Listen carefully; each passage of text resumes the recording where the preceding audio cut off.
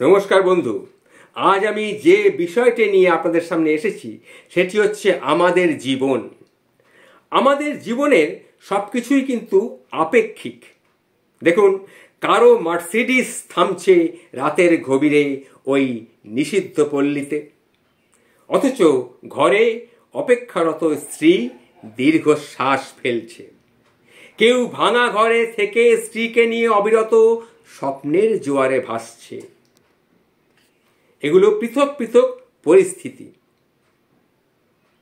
কেউ নিষিদ্ধ পল্লীতে রাত কাটাচ্ছে, আর কেউ রাতের বেলায় ভাঙা ঘরে স্ত্রীকে নিয়ে অবিরত স্বপ্নের জোয়ারে ভাসছে।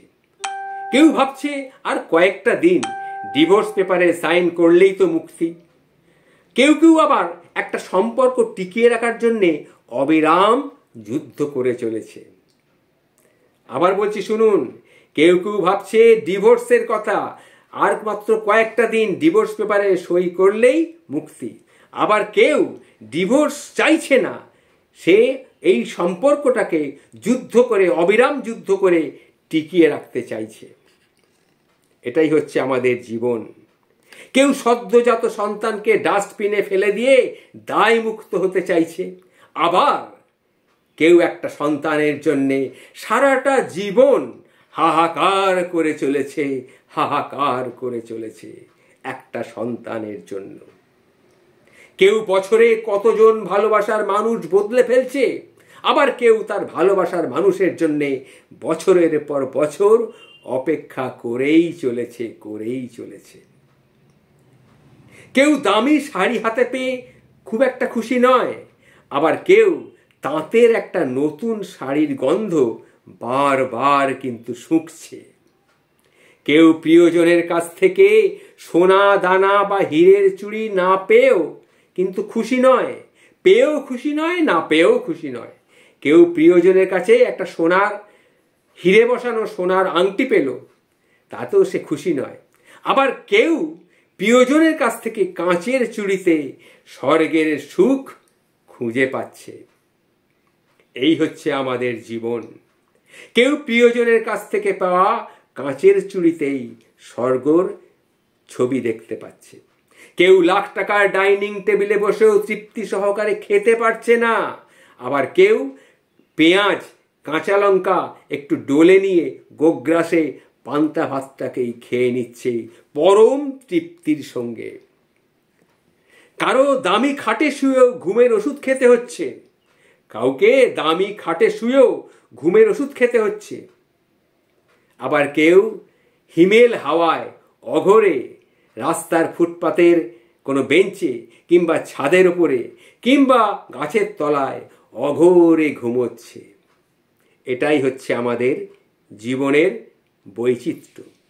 কারো পড়ার টেবিলে নতুন বইয়ের সমারোহ, কিন্তু পড়ার ইচ্ছে নেই, টেবিলের উপরে থাকে বইগুলো সাজানো রয়েছে।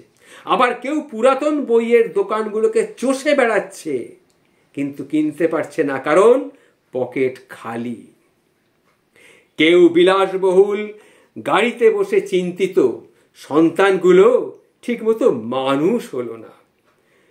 সে প্রচুর টাকার মালিক, প্রচুর অর্থের মালিক, বিলাসবহুল গাড়িতে করে সে যাচ্ছে, আর সে চিন্তা করছে, হায় রে, আমার সন্তানগুলো ঠিকমতো মানুষ হতো না, এত সম্পত্তি রাখতে পারবে তো? কেউ পায়ে হেঁটে চলেছে আর মনে মনে ভাবছে, সন্তানটাকে তো মানুষ করতে পেরেছি, ঈশ্বর চাইলে ওরা নিজেরাই নিজের জীবনটাকে ঠিক গড়ে নেবে।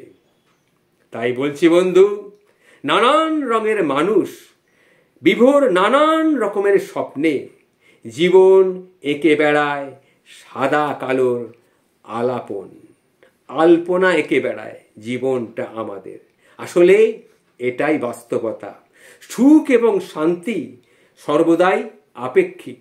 এটাই হচ্ছে আমার বলার আসল বিষয়। আমি প্রথমেই বলেছিলাম যে আমাদের জীবনটা একটা আপেক্ষিক জীবন।